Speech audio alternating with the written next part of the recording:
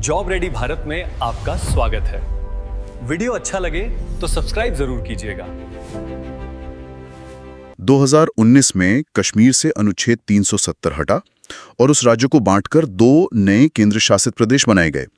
तो 7 और 2 मिलकर होने चाहिए 9 होने चाहिए, गणित तो यही कहता है। लेकिन अगर आज हम भारत का वर्तमान नक्शा देखें तो वहां केवल 8 प्रदेश नजर आते हैं। ये एक ऐसा विरोधाभास है जो किसी को भी उलझा सकता है कि आखिर एक प्रदेश बीच में से कहां गायब हो गया। एग्जैक्टली, ये बहुत कंफ्यूजिंग लगता है शुरू में। आज की हमारी इस विस्तृत चर्चा का विषय यही है। अक्सर हम भारत के नक्शे को बस राज्यों के चश्मे से देखते हैं। सही बात है। लेकिन जो हिस्से सीधे केंद्र के नियंत्रण में है, मतलब हमारे केंद्र शासित प्रदेश, उनका अपना एक अलग ही विज्ञान है। जब हम इन नोट्स का विश्लेषण करते हैं तो ये साफ हो जाता है कि भारत का भूगोल और उसका संविधान एक दूसरे से किस तरह गुथे हुए हैं। हर एक प्रदेश के बनने के पीछे कोई ना कोई बहुत बड़ी सामरिक, ऐतिहासिक या प्रशासनिक मजबूरी रही है। तो इसे समझने के लिए मैं एक उदाहरण देना चाहूंगा। हाँ, बताइए। अगर हम भारत के इस पूरे संघीय ढांचे को एक बड़े संयुक्त परिवार की तरह देखें तो जो पूर्ण राज्य हैं जैसे उत्तर प्रदेश, महाराष्ट्र या कर्नाटक, वो परिवार के उन वयस्क सदस्यों की तरह हैं जो अपना अलग घर बसा चुके हैं। अच्छा, मतलब जो इंडिपेंडेंट है। एग्जैक्टली। वो अपनी कमाई खुद करते हैं, अपने फैसले खुद लेते हैं और उनके घर में उनका अपना राज चलता है। लेकिन दूसरी तरफ कुछ ऐसे सदस्य भी हैं जो अभी तक अभिभावक यानी केंद्र सरकार की सीधी निगरानी में हैं। हाँ, ये बहुत बढ़िया तुलना है। वे स्वतंत्र रूप से अपने बड़े फैसले नहीं ले सकते। क्या संवैधानिक नजरिए से ये उपमा सही बैठती है? मैं कहूंगी कि ये उपमा काफी हद तक इस व्यवस्था की जमीनी हकीकत को बयां करती है। देखिए, अगर हम संवैधानिक ढांचे की बात करें तो राज्यों के पास अपनी चुनी हुई सरकार होती है, मुख्यमंत्री होता है और उन्हें संविधान के तहत एक स्पष्ट स्वायत्तता मिली होती है। उनका कार्यकारी प्रमुख राज्यपाल होता है ना? बिल्कुल, राज्यपाल होता है, लेकिन केंद्र शासित प्रदेशों का प्रशासन बिल्कुल अलग तरीके से चलता है। हमारे स्रोतों में संविधान के भाग 8 का एक बहुत ही महत्वपूर्ण संदर्भ दिया गया है। अनुच्छेद 239 से लेकर 242 तक विशेष रूप से इन्हीं क्षेत्रों के बारे में बात करते हैं। इन नोट्स में अनुच्छेद 239 को बहुत हाईलाइट किया गया है। अगर मैं इसे सही से समझ पा रहा हूं तो इसका मतलब यह है कि यहाँ कोई राज्य सरकार नहीं होगी, बल्कि देश के राष्ट्रपति का सीधा नियंत्रण होगा। एकदम सही। लेकिन व्यावहारिक रूप से देखा जाए तो राष्ट्रपति तो हर प्रदेश का रोजमर्रा का काम नहीं देख सकते, तो क्या वो किसी को नियुक्त करते हैं? यहीं पर प्रशासक या उपराज्यपाल यानी लेफ्टिनेंट गवर्नर की भूमिका आती है। अच्छा। राष्ट्रपति अपने एक एजेंट के रूप में इनकी नियुक्ति करते हैं, बल्कि ये सीधे तौर पर राष्ट्रपति के प्रतिनिधि होते हैं। मतलब ये सीधे राष्ट्रपति को रिपोर्ट करते हैं? हाँ, और प्रशासन को सुचारू रूप से चलाने के लिए एक नोडल मंत्रालय तय किया गया है, जो कि गृह मंत्रालय है। बिल्कुल। नोट्स के अनुसार वो केंद्रीय गृह मंत्रालय या MHA है। पूरा नियंत्रण यहीं से होता है। और सबसे बड़ी बात यह है कि देखिए, हमारे संविधान में 3 सूचियां हैं: संघ सूची, राज्य सूची और समवर्ती सूची। हाँ, ये तो बेसिक पॉलिटी है। राज्यों के मामले में संसद राज्य सूची पर कानून नहीं बना सकती, लेकिन केंद्र शासित प्रदेशों के लिए संसद के पास इन तीनों सूचियों पर कानून बनाने का सर्वोच्च अधिकार होता है। अरे वाह, इसका मतलब अभिभावक का पूरा और पूर्ण नियंत्रण है। एकदम पूरा कंट्रोल। चलिए अब उस गणित वाले सवाल पर वापस आते हैं जिससे हमने शुरुआत की थी। 7 से 9 और फिर 9 से 8 का सफर। हाँ, वो जो एक गायब हो गया था। बिल्कुल। जो डेटा हमारे पास है उसे देखकर मैं ये निष्कर्ष निकाल पा रहा हूं कि शायद बीच में किन्हीं 2 प्रदेशों का विलय कर दिया गया होगा, तभी यह संख्या 8 पर आकर रुकी है। क्या मैं सही सोच रहा हूं? आपका ये निष्कर्ष 100% सही है। और इस हालिया बदलाव की टाइमलाइन को समझना बहुत ज़रूरी है, क्योंकि प्रतियोगी परीक्षाओं में ये एक बहुत बड़ा एग्जाम पॉइंट माना जाता है। टाइमलाइन क्या थी इसकी? देखिए, 31 अक्टूबर 2019 को जम्मू और कश्मीर पुनर्गठन अधिनियम लागू हुआ था। ओके, 2019 में। हाँ, इसके तहत एक पूर्ण राज्य को घटाकर 2 नए केंद्र शासित प्रदेशों जम्मू कश्मीर और लद्दाख में बदल दिया गया। तो यहाँ संख्या 7 से बढ़कर 9 हो गई? एग्जैक्टली। लेकिन ठीक 2 महीने बाद एक और बड़ा प्रशासनिक निर्णय लिया गया। दादरा और नगर हवेली तथा दमन और दीव का विलय? जी हाँ, 26 जनवरी 2020 को इन दोनों अलग अलग केंद्र शासित प्रदेशों को मिलाकर एक कर दिया गया। अच्छा, तो 26 जनवरी 2020 को ये 8 हो गए, लेकिन ऐसा किया क्यों गया? इसके पीछे मुख्य कारण प्रशासनिक खर्च को कम करना और व्यवस्था को थोड़ा और सुचारू बनाना था। इस विलय के बाद हमारे पास वर्तमान में 8 केंद्र शासित प्रदेश बचे हैं और अगर हम इन 8 को ध्यान से देखें तो प्रशासनिक तौर पर इन्हें 2 बहुत ही स्पष्ट श्रेणियों में बांटा जा सकता है। तो अगर हम अपनी परिवार वाली उपमा को आगे बढ़ाएं तो इन 8 में से 5 प्रदेश तो ऐसे हैं जो पूरी तरह से अभिभावक पर निर्भर हैं। मतलब वहां कोई विधानसभा नहीं है। इनमें लद्दाख, चंडीगढ़, लक्षद्वीप, अंडमान निकोबार और दादरा दमन दीव शामिल हैं। बिल्कुल सही कहा आपने। लेकिन बाकी जो 3 हैं, दिल्ली, पुदुचेरी और जम्मू कश्मीर, इनके पास अपनी खुद की विधानसभा है। तो क्या इन्हें हम परिवार के उन किशोरों यानी टीनेजर्स की तरह देख सकते हैं जिन्हें पॉकेट मनी भी मिलती है, जो अपने कुछ छोटे-मोटे फैसले खुद ले सकते हैं, लेकिन घर की चाबियां अभी भी अभिभावक यानी केंद्र के ही पास हैं? ये किशोर वाली उपमा इस आंशिक राज्य या पार्शियल स्टेट के दर्जे को बहुत खूबसूरती से समझाती है। चलिए राष्ट्रीय राजधानी क्षेत्र दिल्ली का ही उदाहरण लेते हैं। नोट्स में 1991 के 69वें संविधान संशोधन का प्रमुखता से जिक्र है। 69वां संशोधन, ठीक है। हाँ, इसी संशोधन ने दिल्ली को एक विशेष दर्जा दिया और यहाँ 70 सदस्यों की एक निर्वाचित विधानसभा का गठन किया गया। यहाँ जनता अपना मुख्यमंत्री खुद चुनती है। लेकिन यहीं पर वो पेच है जो परीक्षाओं में बार बार पूछा जाता है। कौन सा पेज? यही कि विधानसभा होने के बावजूद दिल्ली पूर्ण राज्य नहीं है, कि 3 सबसे महत्वपूर्ण विषय लोक व्यवस्था, पुलिस और भूमि ये दिल्ली सरकार के पास नहीं है। हाँ, ये बहुत बड़ा पॉइंट है। ये सीधे केंद्र सरकार के अधीन है। अगर हम इसके पीछे के कारण यानी क्यों पर विचार करें तो ये स्पष्ट है कि दिल्ली सिर्फ एक शहर नहीं है। बिल्कुल, वो देश की राजधानी है। हाँ, यहाँ संसद है, सभी देशों के दूतावास हैं, विदेशी मेहमान आते हैं। अगर राज्य सरकार और केंद्र सरकार अलग अलग पार्टियों की हों और पुलिस पर नियंत्रण को लेकर टकराव हो जाए तो ये सीधे तौर पर राष्ट्रीय सुरक्षा का मुद्दा बन सकता है। यही इसका सबसे बड़ा वैचारिक आधार है।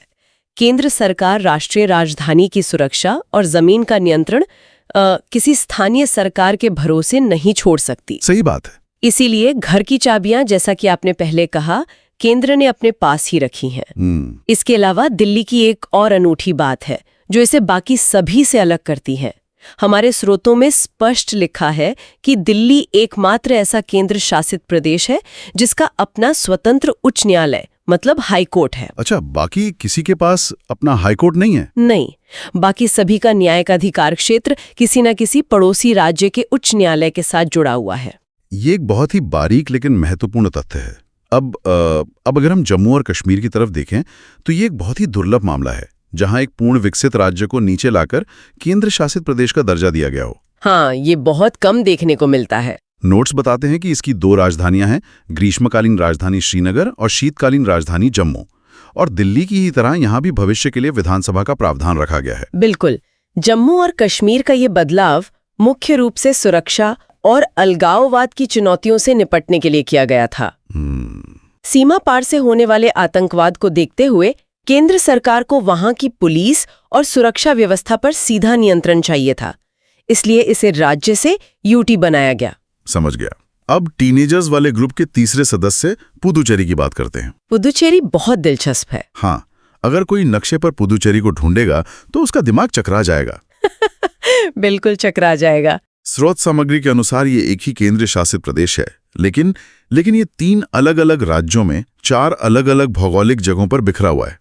ये कैसे संभव है कि एक प्रदेश का एक टुकड़ा तमिलनाडु में हो, दूसरा केरल में और तीसरा आंध्र प्रदेश में? इसके पीछे का कारण शुद्ध रूप से इतिहास में छिपा है। देखिए, पुदुचेरी कोई एक अखंड भूभाग नहीं था, बल्कि ये फ्रांसीसी उपनिवेशों का एक समूह था। अच्छा, फ्रेंच कॉलोनीज थी ये? हाँ, जब भारत आजाद हुआ तब भी ये हिस्से फ्रांसीसियों के कब्जे में थे। बाद में जब इनका भारत में विलय हुआ तो इन चारों क्षेत्रों को, जिसमें पुदुचेरी शहर और कराईकल जो तमिलनाडु के तट पर है, यनम जो आंध्र प्रदेश के तट पर है और माहे जो केरल के तट पर है, इन सब को मिलाकर एक ही प्रशासनिक इकाई बना दिया गया। तो इसे पड़ोसी राज्यों में बांटने के बजाय एक अलग प्रदेश क्यों रखा गया? मतलब माहे को केरल में क्यों नहीं मिला दिया? क्योंकि इन क्षेत्रों के फ्रांसीसी सांस्कृतिक विरासत, वहां के कानून और प्रशासनिक ढांचे को संरक्षित करने के लिए एक समझौते के तहत इन्हें एक साथ रखा गया था। ओहो, अब समझ आया। यही कारण है कि ये आज भी भारत के भूगोल में फ्रांसीसी इतिहास का एक जीता जागता नक्शा है। यहाँ भी दिल्ली की तरह अपनी विधानसभा और मुख्यमंत्री हैं। ये बहुत ही अद्भुत है कि कैसे इतिहास वर्तमान के भूगोल को आकार देता है। अब हम अपनी चर्चा का रुख उन प्रदेशों की ओर करते हैं जिन्हें हम भारत के सामरिक और समुद्री प्रहरी कह सकते हैं। सामरिक प्रहरी, बिल्कुल। ये वो हिस्से हैं जो या तो ऊंचे पहाड़ों में हैं। शुरुआत लद्दाख से करते हैं। इन नोट्स को खंगालते हुए मुझे एक बहुत ही दिलचस्प विरोधाभास दिखा है जिस पर ध्यान दिया जाना चाहिए। वो क्या है? एक जगह लिखा है कि लद्दाख क्षेत्रफल के हिसाब से भारत का सबसे बड़ा केंद्र शासित प्रदेश है, जिसका क्षेत्रफल 96,701 वर्ग किलोमीटर है। लेकिन इन्हीं नोट्स के एग्जाम बूस्टर फैक्ट्स वाले हिस्से में सबसे बड़ा केंद्र शासित प्रदेश जम्मू और कश्मीर को बताया गया है। अच्छा। हाँ, अगर हम थोड़ा तर्क लगाए तो ये शायद इस वजह से है कि आधिकारिक मानचित्र में लद्दाख का जो कुल क्षेत्रफल दिखाया जाता है उसमें अक्साई चीन का वो हिस्सा भी शामिल है जिस पर चीन का अवैध कब्जा है और कुछ हिस्सा पाकिस्तान के अवैध कब्जे में है। बिल्कुल सही। वो तो प्रशासनिक रूप से नियंत्रण वाले क्षेत्र और कागजी क्षेत्रफल में यह अंतर आ जाता है। ये एक बहुत ही शानदार विश्लेषण है। परीक्षाओं में यह सवाल अक्सर छात्रों को भ्रमित करता है। हाँ। लद्दाख का सामरिक महत्व इसी बात से सिद्ध होता है कि इसकी सीमाएं चीन और पाकिस्तान जैसे अस्थिर पड़ोसियों से लगती हैं। और वहाँ का प्रशासन कैसे चलता है? प्रशासन की दृष्टि से यहाँ कोई विधानसभा नहीं है, यहाँ सीधा केंद्र का शासन है। और इतने विशाल क्षेत्रफल में आप यकीन करेंगे केवल 2 ही जिले हैं, लेह और कारगिल। सिर्फ 2 जिले? हाँ, ये क्षेत्र अपनी ऊंचाई, कड़ाके की ठंड और दुर्गम रास्तों के कारण किसी भी राज्य सरकार के लिए संभालना बहुत मुश्किल होता, इसलिए इसे सीधे केंद्र के अधीन रखा गया है।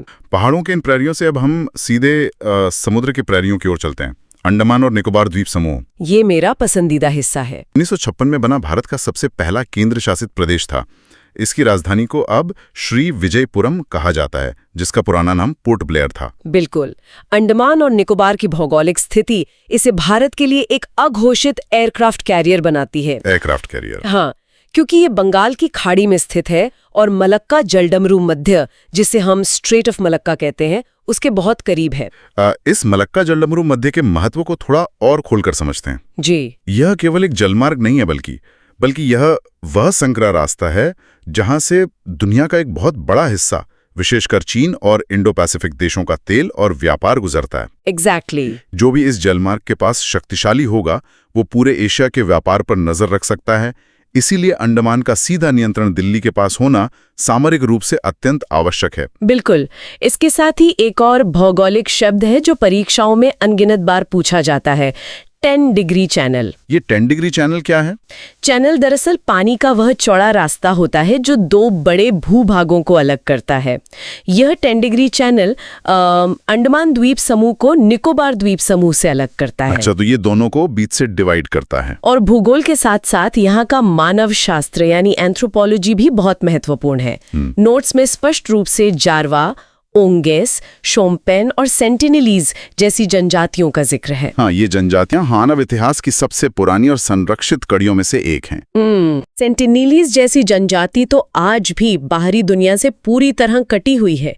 इन्हें आधुनिक बीमारियों और बाहरी हस्तक्षेप से बचाने के लिए केंद्र सरकार यहाँ बहुत ही कड़े नियम लागू करती है। अब अगर हम भारत के पूर्वी तट से उठकर पश्चिमी तट की ओर अरब सागर में जाएं, तो हमें लक्षद्वीप मिलता है। ये अंडमान के बिल्कुल विपरीत है। कैसे विपरीत है? अंडमान जहां ज्वालामुखियों की चोटियां हैं, वहीं लक्षद्वीप प्रवाल भित्तियों यानी कोरल अटॉल से बना है। क्षेत्रफल के लिहाज से ये केवल 32.63 वर्ग किलोमीटर है, यानी भारत का सबसे छोटा केंद्र शासित प्रदेश। बिल्कुल। और प्रवाल भित्तियां या कोरल अटॉल दरअसल मूंगे के जीवों के खोल से बने अंगूठी के आकार के द्वीप होते हैं।